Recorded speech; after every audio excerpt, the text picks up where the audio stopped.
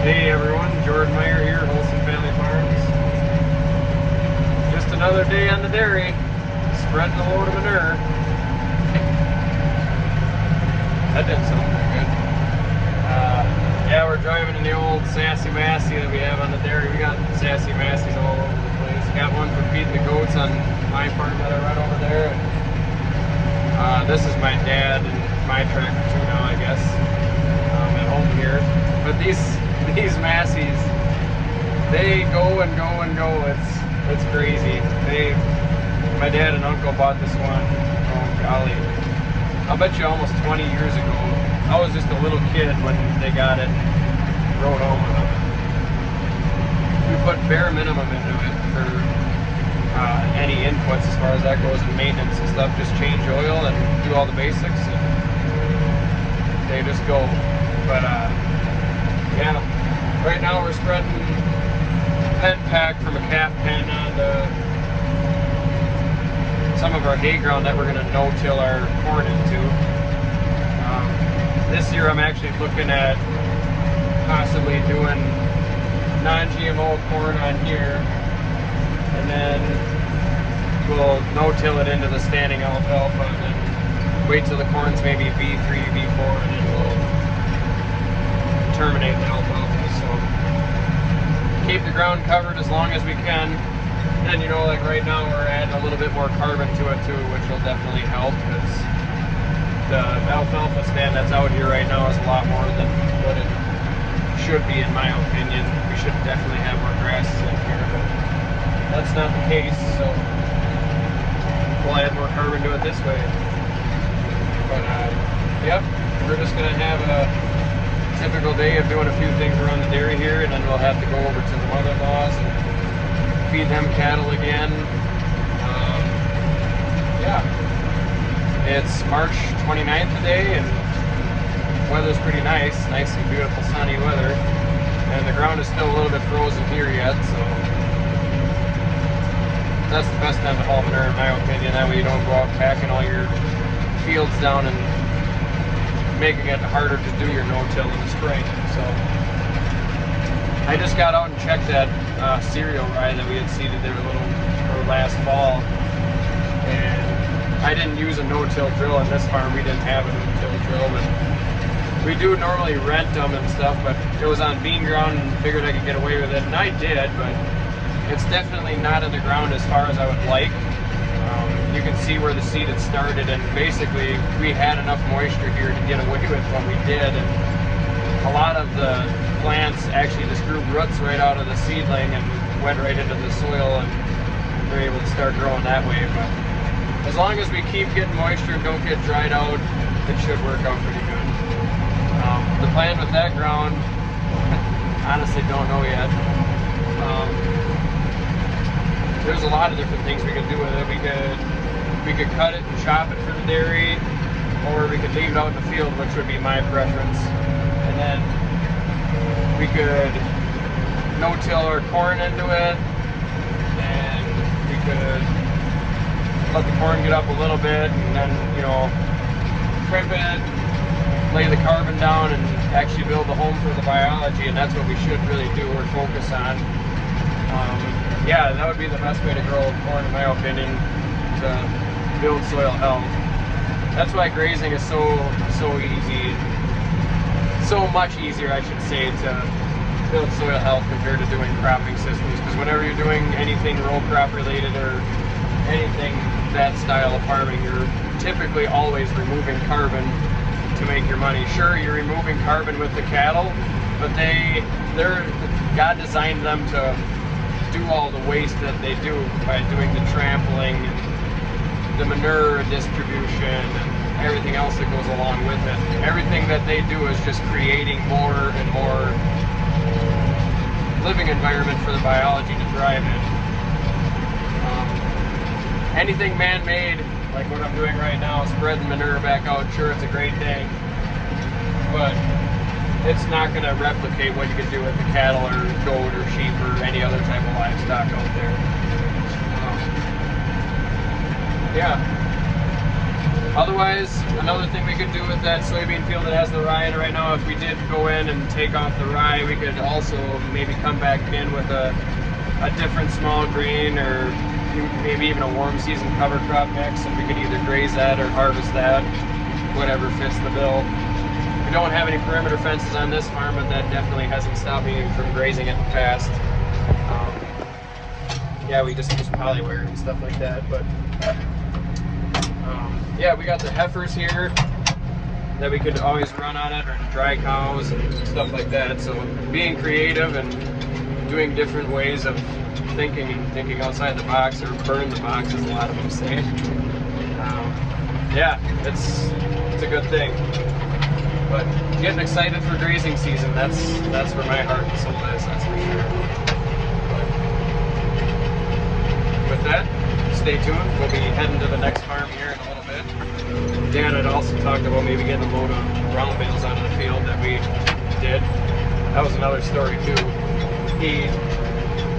This is the first year that we were using round bales for bedding our calves and everything.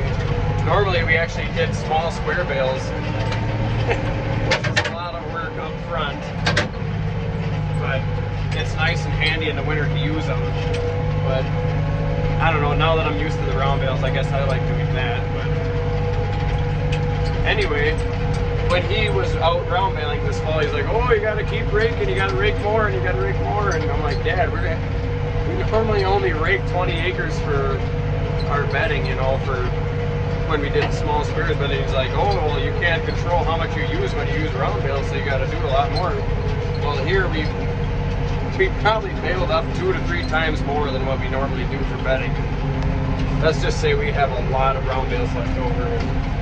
I guess I'm not very fond of that, because we're literally taking all of our carbon off the field and, yeah, leaving a lot of bare and exposed soil. I'll turn the camera around here and show you the rye field and stuff. I don't know if you can see it on the camera or not, but there's a little tinge of green out there. You can see it.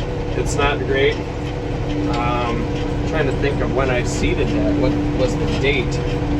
It was all at the end of October. Might even been early November when I seeded it. So for those conditions and stuff, we turned out all right. I know when I seeded it, we got like an inch of rain after we did it too, so we really lucked out. But yeah, it'll turn into a decent crop out there and get something growing and start cycling the nutrients and pumping some more liquid carbon, liquid sun into the soil and feeding the biology. They definitely got to have something to eat, so that's what the rye is out there for, to feed all those little buggers. But definitely not as tall as I would like it to be. They're definitely starving under there. They gotta eat, and there ain't enough carbon really there either, so having soil being exposed like that is not a good thing either. But I better put the camera down here now and make her up this hill here. Stay tuned, folks. Well, change of plans, folks. Now we're gonna load up a cultivator for Dad to take to auction. Piece of equipment that I didn't buy when we came to the dairy here, but the truck don't start, so we gotta give her pull start it. It's one way of doing it. Well, it turns out the kids had the lights on and the batteries went dead, so now we gotta charge it, because apparently the pull starting it wasn't. Well, we're off to the mother-in-law's. Got Gabe in the back seat. He snuck in on me. Didn't even see him there. I had to pump the tire up in the car and look in the back seat, and what do you know? Gabe's coming with. You gonna help me push a bale down the hill, Gabe? Yeah. All right, we'll go do that. Bring gloves. You didn't? Me neither. Probably should have, huh? Yeah. We even got Lady along. Lady. Yeah, is there slippers in the bales? Are you? No, there won't be slivers in the bales. We'll see you on the other side.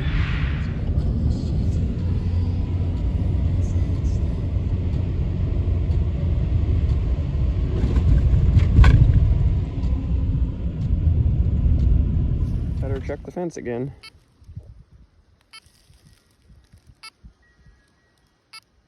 Not too bad. We made her.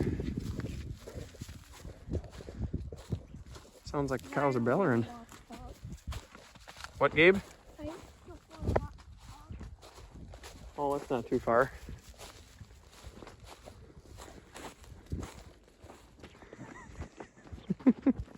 that dog, she don't have any fear. See what the cattle do with her walking up here. I don't know if they're just not used to her and they're just used to seeing Rusty or what the deal is, but what do you think, lady? Dad, where's the blue loney? Them cattle won't even run from her, I bet. But she ain't afraid to hold her own ground though, that's for sure. Dad, where's the bull? We don't have a bull in here. Why don't you want it? There's steers and a couple heifers and 4 heifers. Lady, come here. It's enough. Come here. By golly, I guess they did run from her. Come here, lady, come. Lady. Lady. Here. Come here. Stay. Stay there. Good girl. Here, stay by me. No. She's definitely learning yet. And she's a lot more vocal than... Right, lady, come. No, no. She's way more vocal. Lady, come here. Lady, come here. She's a lot more vocal than Rusty is. She'll learn. I need to have a leash on her, but I had to take the collar off and put it on that guard puppy that we just sold today. Didn't have a collar for it, and we had to tie her up because we brought her to our home farm from Bart's and stuff for the customer to come and get it. And yeah, that way we didn't have to worry about her running away that way. So just forgot to put the collar back on. Let's get one of these bales rolled out here. And Gabe, I'm gonna need your strong muscles to help me push these things. Okay. All right, let's get her done. Help me push. Sure.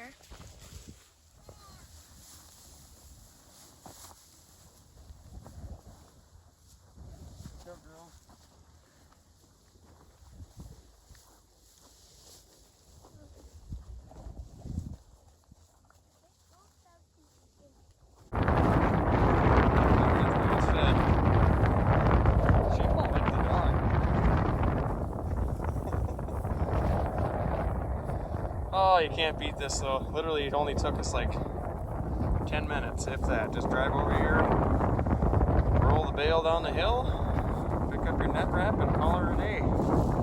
They're hauling their own manure, laying down beautiful carbon for biology. It's a win-win situation all the way around. Even got a little bit of snow left where the bale was. But with that, we're gonna hit the road here and get back home and start milking cows, right, Gabe? Yep. All right, let's pick this net wrap up.